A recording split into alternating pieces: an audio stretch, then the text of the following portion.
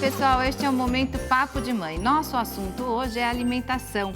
A gente vai saber como é que a mamãe Arli está se virando para introduzir os alimentos da Camila, que está com 8 meses. Como é que ela tem comido bem? Sim, come muito bem. A gente vê pelas bochechas, né? Que ela está bem alimentada.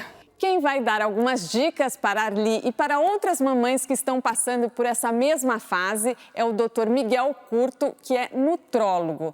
Doutor, é importante variar bastante os alimentos nessa fase, até para as crianças irem conhecendo bastante variedade, né? Com certeza, isso eu acho primordial. Primeiro, para as crianças irem se acostumando com os diversos sabores. Não acho que isso deveria ser feito tudo na mesma refeição. Muitas vezes você quer dar uma refeição completa para uma criança e ela não aceita. Então, vê que ela está aceitando naquele momento, dá aquele tipo de alimento. É porque ela não vai identificar cada sabor, né? É importante ela ir conhecendo cada sabor de cada alimento, né? Isso. Na outra refeição, dá um outro tipo de alimento. E assim ela vai entrando em contato com diversos. De modo geral, esses alimentos devem ser aqueles do núcleo familiar, que o núcleo familiar estão habituados. Se o núcleo familiar tem algum vício de alimentação, a gente tem que corrigir isso, mas eu acho que é um outro papo. Agora, conforme a criança vai crescendo, porque no começo a gente mistura muito tudo, a carne, os legumes, né, os grãos. Aí, conforme vai crescendo, é legal separar justamente para sentir cada sabor? É importante separar. Essa é a história da papinha, mas isso é tradicional, tá? Não é obrigatório fazer a papinha com tudo misturado. Outra dica importante é não bater a papinha no liquidificador. A criança, ela pode comer a papinha amassada no garfo. Como que você faz na sua casa? Você faz uma alimentação específica para a Camila ou você acaba aproveitando para facilitar, aproveitando o que tem em casa já, nas suas refeições? Não, específica para a Camila. É. E como é que é a alimentação dela hoje? Ela está com 8 meses, ela ainda mama no peito? Mama no peito, come frutinha e verduras, a sopinha. Como é que você faz essa papinha dela? O que você costuma colocar? A cada dia varia as verduras. Hoje, por exemplo, como é que foi a alimentação dela hoje? Hoje eu coloquei beterraba com espinafre, né? Um pedacinho de abobrinha e assim. Você colocou carne também? Você costuma colocar? Às vezes coloco carne, um ovinho, uma coisa para variar. Um frango, para ela ir se acostumando. Quantos meses ela tinha quando você começou a dar a fruta? Primeiro foi a fruta? Primeiro foi a sopinha de verduras. E daí, depois que você começou a dar as frutas? Sim, depois as frutas. E ela já fez cara feia por alguma coisa? Porque é engraçado, né? A criança, quando começa Por tudo. a comer, Ela, né? quando coloca, faz o primeiro, ela faz umas carinhas engraçadas. Cospe, Arli. Cospe. E aí, alguma coisa que ela cuspiu, você tentou insistir, deu novamente ou você desistiu? E ela gostou. Então, porque tem que insistir, né? Às vezes não tá habituado, o paladar não está habituado ainda, tem que insistir, doutor? Sim, porque ele estranhou, nunca comeu aquilo antes. Põe na boca, pô, isso é diferente, será que é para comer? Não sei se a criança pensa assim, mas ela está de frente de alguma novidade. E essa novidade sendo repetida, deixa de ser novidade, ela passa a aceitar. E como que é a rotina dela de alimentação? Ela acorda? Então, ela acorda, daí ela mama. E lá pelas 9, mais ou menos assim, eu dou uma frutinha para ela até aproximadamente o momento do banho e é o momento do almoço dela. Aí de almoço tem a papinha. Agora você já amassa a papinha dela? Estou amassando, agora eu já estou amassando, né? Para ela começar uma noção para mastigar, né? Para desenvolver. A mastigação. Aí depois do almoço, tem um lanchinho da tarde, um suquinho? Depois do almoço, daí ela dorme um pouquinho. Quando ela acorda, eu dou mais alguma coisa, assim. Em 3 em 3 horas. E a frutinha, Arli, você dá em pedacinho já para ela chupar? Sim, em pedacinhos. Porque é importante cortados, também, né? Dar esses pedacinhos para a criança chupar, para não ficar só a coisa amassadinha também. Pra né? mastigar. Os fragmentos de alimento é importante para estimular a mastigação, desenvolvimento de dente, de gengiva, de musculatura orofacial. Isso é primordial. Deixa eu ver, ela tá Só com tomar cuidado com o tamanho do pedaço. Porque pode engasgar também, né? tem que ser bem pequenininho. Sim, bem No início Agora vai ela tá aumentar. gostando de comer o brinquedinho, ó. Tô comendo. E ela tem bastante dente? Tem 2 dentinhos. Ai, você já tem. As crianças mastigam até com a própria gengiva, né? Sim. Sim, os dentes costumam aparecer, em geral, a partir dos 6 meses. Algumas mais precoces, outras até com 1 ano.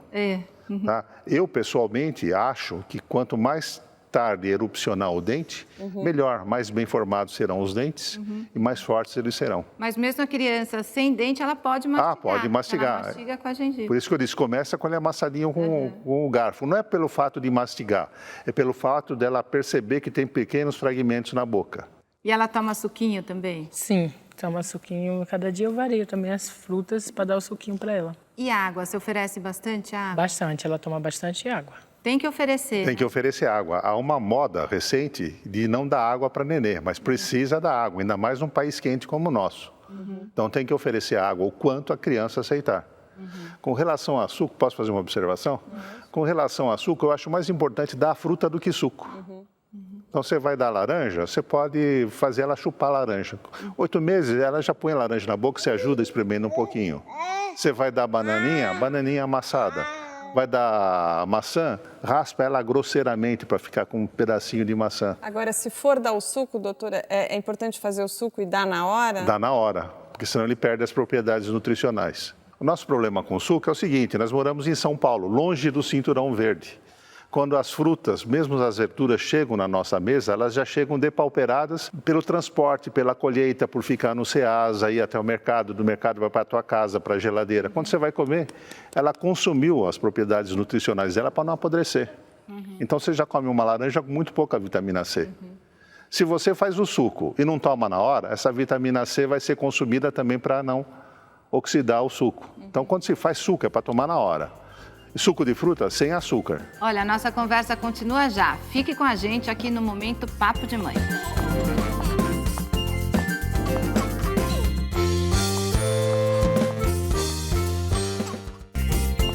O Papo de Mãe está de volta. Hoje estamos falando sobre alimentação.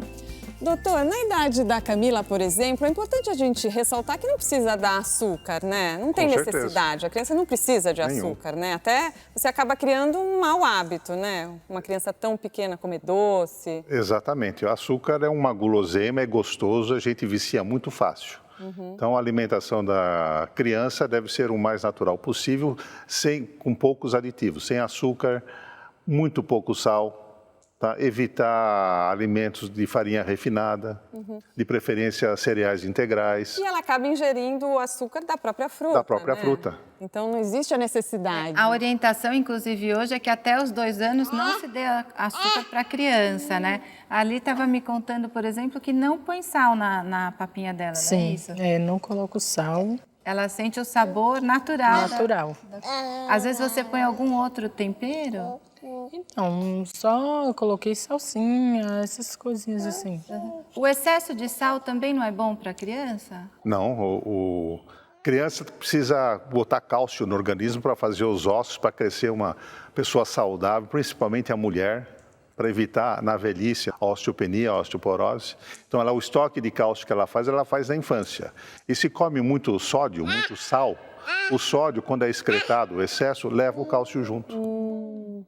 É por isso que o sal é um vilão aí da alimentação das crianças. E o açúcar você consegue evitar?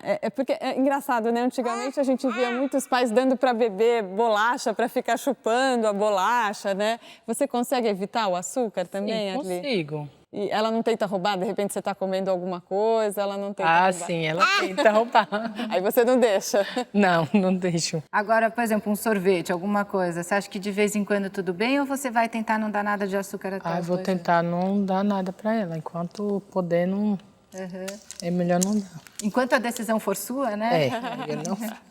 Agora, precisa combinar essa questão da alimentação também com quem fica com ela, né? Por exemplo, quando você sai para trabalhar, ela fica com quem? Ela vai para a creche, para a escolinha ou ela fica com alguém? Não, ela fica com a tia do meu esposo. Mas é tudo combinado, ela segue direitinho.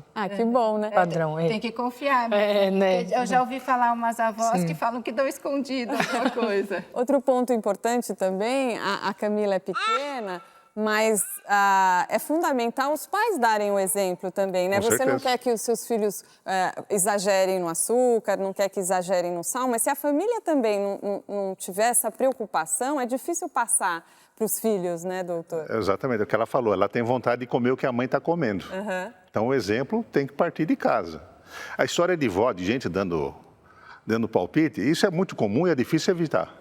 O que acontecia, o que eu costumo dizer, orientar é o seguinte: a tua avó é tua avó, se ela deixa você fazer, faz, mas aqui em casa quem manda sou eu, é do meu jeito. De modo geral, as crianças aceitam muito melhor do que adulto. E até os produtos industrializados contêm muito sódio, né, doutor? Então Isso. também começa a crescer, aí de repente um avô, uma tia quer oferecer um salgadinho, né? Não pode, né? Os alimentos processados, além de ter muito sal, ele tem conservantes, aditivos, corantes, um monte de coisa que não é alimento. É para deixar mais bonito, talvez mais gostoso. Pode até provocar alergia, né? Isso. As crianças pequenas têm mais propensão a ter alergia? Não é que a criança pequena tem mais propensão, depende do indivíduo e depende também de exposição. Olha, agora a gente tem a participação dos telespectadores em vídeo. A pergunta foi feita pela Carla, de São Paulo, e quem responde é a pediatra Fernanda Viana. Boa tarde, meu nome é Carla Lopes e eu sou mãe da Luísa, de 2 anos e meio. Minha dúvida é em relação à vacina da febre amarela. Gostaria de saber se eu posso vaciná-la mesmo não estando numa região de risco e se isso tem algum efeito colateral. Olá, Carla, tudo bem? A vacina da febre amarela está indicada para as pessoas que moram ou que irão viajar para as áreas consideradas de risco pelo Ministério da Saúde. Se vocês não se encaixam em nenhuma dessas condições, não precisa vacinar a Luísa agora.